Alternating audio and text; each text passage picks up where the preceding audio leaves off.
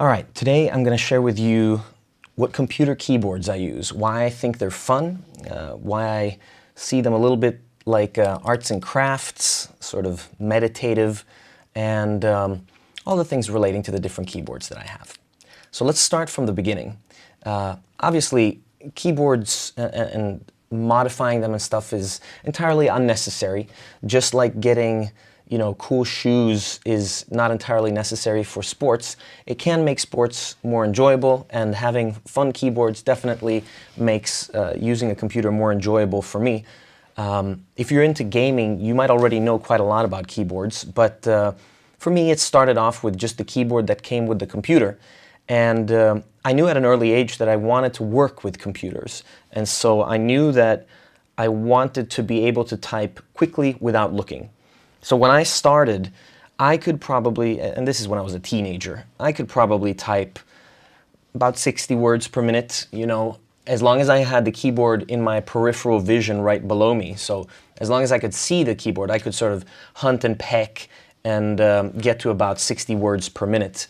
And if you don't know how fast 60 words per minute is, you'll see some examples later of how fast typing can be, and I'll include links in the description where you can test your own typing speed. But it started off with me wanting to be able to type without looking. And so I bought this keyboard here. This was the first sort of unique keyboard that I bought with the purpose of, I don't know, doing something special with a keyboard, I suppose. In that case, it was being able to type without looking. And as it turned out, this keyboard ended up becoming a bit of a cult classic. The person that made this keyboard, or that designed it, also designed it because they wanted to learn how to touch type without looking.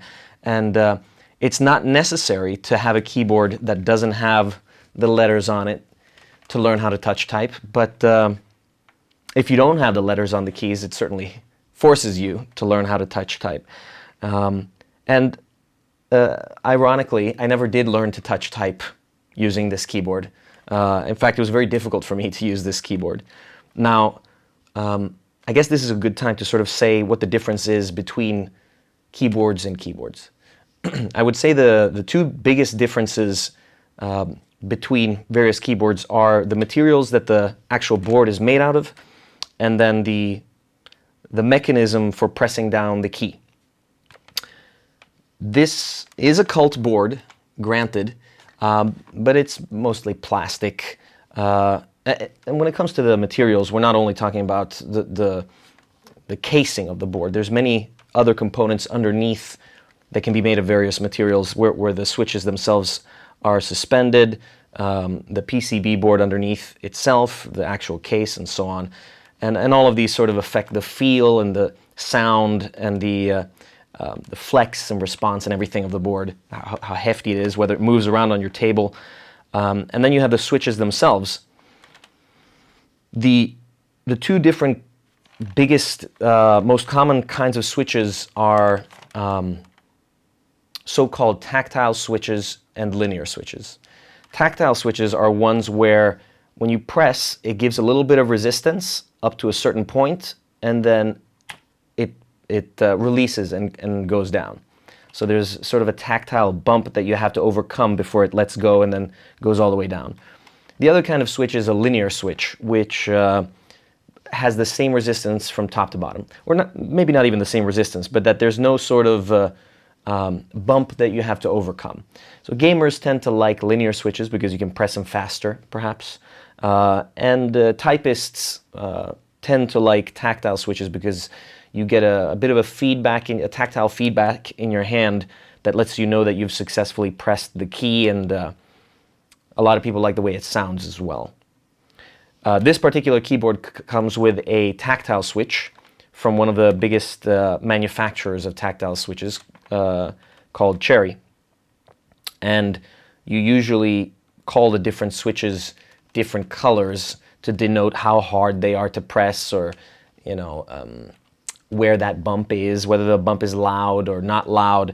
This particular switch here is called MX Blue, which means that it has a tactile bump, and it also has a little bit of a metallic ping right in the middle, right when you press it.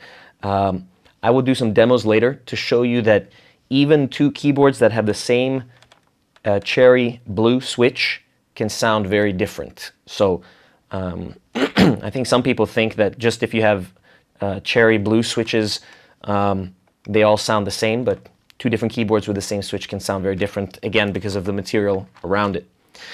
So in any case, I didn't end up using this board very much, but I'm a little bit happy that I have it now. And I moved on to buying smaller boards because I liked boards that didn't take up so much space on my desk. So I moved on to 10 keyless boards. Again, you see this one here is doesn't have any letters on it. I guess one thing that makes this board different as well from the other boards is there's two different kinds of plastic, and I think a lot of people say that one kind is better than the other kind, and you might be able to say that that's the case when it comes to, you know, how well a key keeps its texture and that kind of stuff. But at the end of the day, really, it's preference. You know, there's reasons to like any kind of keyboard. You know, we don't discriminate here. This is all just for fun, right? But like that keyboard there, the DAS keyboard was MX Blue. This one is also MX Blue, but I think even before I do the type test, you can hear that this one's a lot louder and has a different sort of sound to it. And that's because this keyboard here is a lot heavier, has a big piece of metal inside. And so I moved on to something like this. And when I ordered this, you know, you can choose any kind of color scheme, but I was going for the hacker look, maybe, something like that. And orange, I think, was the theme of the company that I was working for then, so that's what I got. But, you know, I kept moving on to smaller and smaller boards, and I ended up with this one. And I actually did have some keyboards in between then. I suppose I'm showing you the stars of the keyboards throughout the years. This one also has MX Blue. Again, another different kind of sound. You'll hear more of that later. Note that this is an ISO layout, a European layout. That's one of the difficulties when you're trying to buy fun custom boards. Sometimes the most interesting ones have an American layout, and for us people that type with Swedish letters and that kind of stuff, there's actually one extra key on the keyboard, just in terms of sort of total accessible keys, and that's this one here in the corner. Now, I use another layout than what most people use, which means that this key is very important to me, and I'll explain in just a little bit exactly why I use this key when I'm typing in Swedish in specific. But again, we have an MX Blue keyboard, and I don't really miss the extra keys. Actually, it did, you know, by the time I got to this keyboard, what you'll notice is that there are no arrow keys on this. I had gone through another keyboard, which is one that I'm still using today. There are two keyboards that I'm using today, and I'll get to it in just a minute. But nowadays, I'm not really needing the arrow keys anymore. And I think once you try it out, a system that doesn't require you to have arrow keys separately, you don't really miss them. So I'm just going to show you one last keyboard that I didn't really ever use, I would say, but I got, and I want to be able to show it just because this really belongs to sort of the Hall of Fame of keys. You know, I mentioned there are two big kinds of mechanical keys, tactile and linear. I would say that this is a tactile type of key, but there's more than one way to build a tactile key, mechanically speaking. So these switches that I've been showing you have a little spring in them and sort of a housing that guides that spring, and another little metal piece and piece of plastic, and a lot of components that are working together to create that sort of tactile feeling. These ones, on the other hand, work by having a spring that is bent. And when that spring bends too much, it sort of collapses. And so it becomes extremely loud. These ones are these are mechanical buckling spring switches. And they're the kind of switches that you might recognize from the 80s and 90s keyboards, specifically the ones made by IBM. So this is extremely loud in comparison. I don't use this because everybody at the office and here at home dislikes me if I use it. But even so, I probably wouldn't use it anymore because I have my two favorites. Before I show you the two ones that I use now, and the one that I skipped, I want to show you sort of my bridge into where I am. So I showed you that small keyboard that got me past needing arrow keys. And once I was there, I really was open to being a bit experimental with keyboards. And my first split keyboard was the Ergodox EZ. This is inspired by other sort of ergonomic keyboards that existed. But this is one half of a bigger split keyboard. And I really like the idea because it lets me keep my arms apart and lets me be ergonomic. And at the time I got this, I was programming, I don't know, 8+ hours a day for long, long stretches of time. And so ergonomics was quite important to me. I don't know if there really is an ideal ergonomic layout or anything like that, but you know, I was experimenting with it, and I suppose if there's one principle of ergonomics that I think feels valid, it's to try and move as little as possible. So, you know, if you're moving your hand or bending it in an unnatural way or straining to reach things, that would exacerbate any kind of stress or tension that you have. So, you know, if you're able to do a lot of work like this without having to move your hand, you know, to other places to reach extra keys and that kind of thing, it would be ideal. There's a lot of Unix programs, the ones that I used to use, that make a lot of use of sort of key combinations so that you don't have to move your hand very much, which meant that it was very easy for me to adopt these kinds of keyboards where, for example, the arrow keys would be accessed not by moving your hand to separate arrows, but by pressing a modifier key. So on this keyboard, for example, you could have space on one thumb button, and then you would have sort of a modifier button like that. And when you held this button in, all these keys here would change. So normally there would be letters, A, S, D, F, or something like that. And when you held down this button, suddenly you would have the arrow keys. This meant that I could you know, type anything I wanted, 1, 2, 3, 4, and then I held this, and it would be F1, F2, F3, F4, or whatever the case was. Yeah, as you can see, the color scheme of this one was the same as the other one. And again, it's MX Blue. I'll be showing you in just a sec how all these keyboards sound very different from each other despite having the same switches in them. But so this really opened me up to split keyboards and led me to my end game keyboard that I'm going to be building again today. What I have here is one half of my absolutely favorite keyboard, which is the Corne split keyboard. And remember, I told you you could access different layers by holding down a modifier key. That's how you do everything here. So on the right hand, this is a space bar, and on the left hand, it's a modifier key. I also have a modifier key down here with my pinky. So normally these are just letters, like that, and then when I hold down the modifier key, they are arrows. And then when I hold down the modifier key with my other hand, these are numbers. So I have letters, arrows, and then numbers, and so on.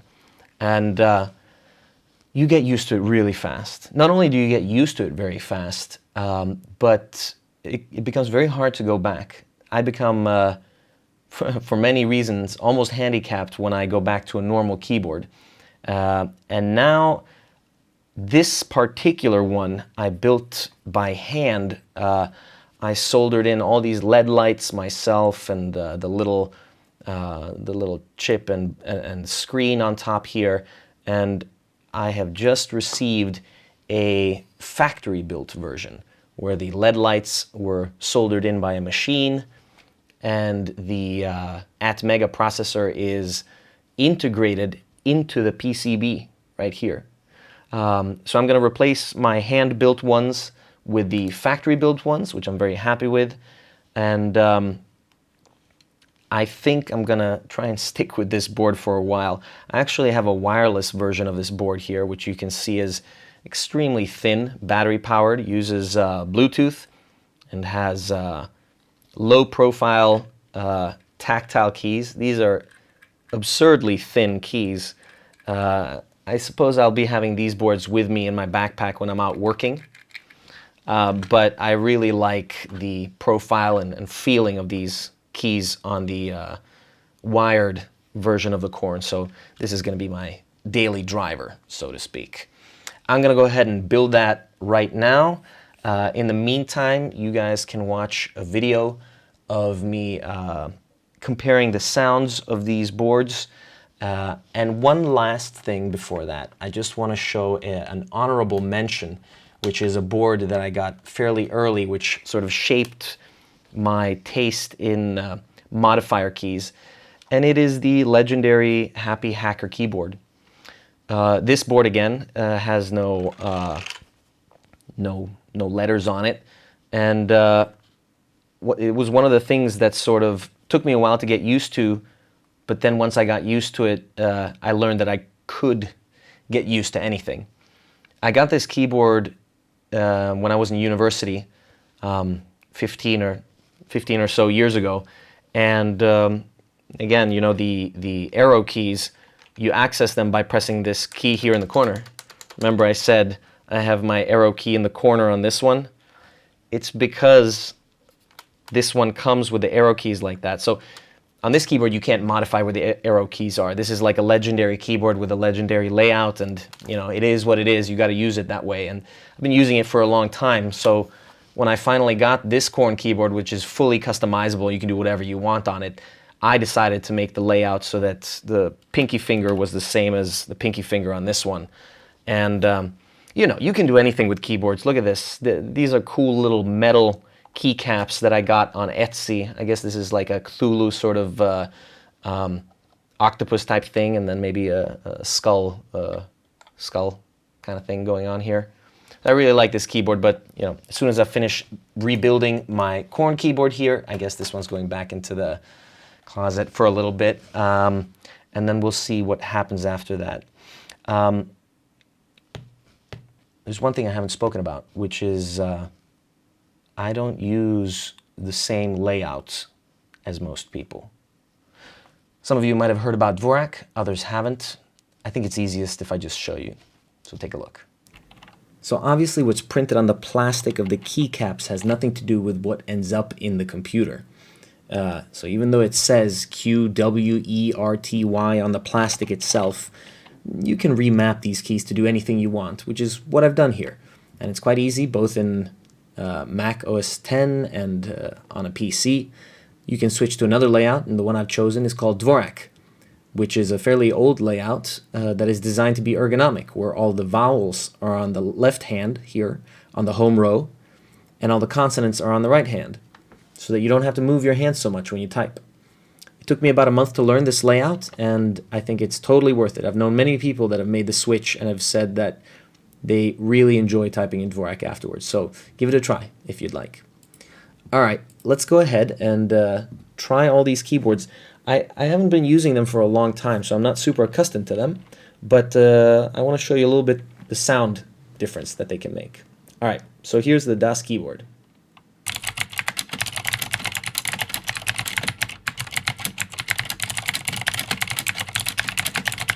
Here's the WASD V2.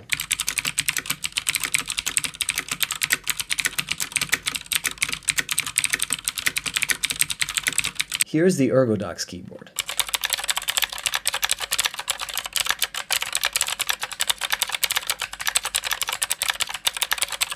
Here's the WASD VP3.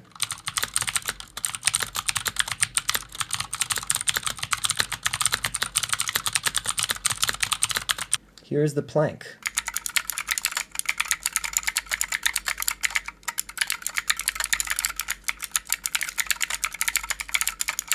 Here's the Happy Hacking keyboard.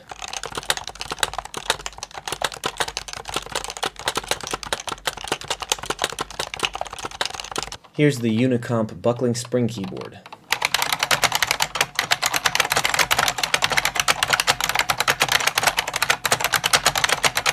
And here's my new Corne RG2 keyboard.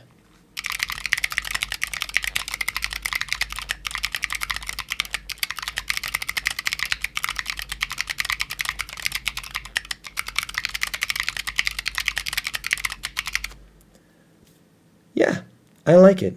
I need to get used to it a little bit. These keys are flat instead of sculpted, but this is what I'm talking about. I suppose there is no end game when it comes to keyboards, just like everything else. I hope I piqued your interest. If you think any of this stuff is neat, write in the comments below and I'll answer any questions you might have. See you around.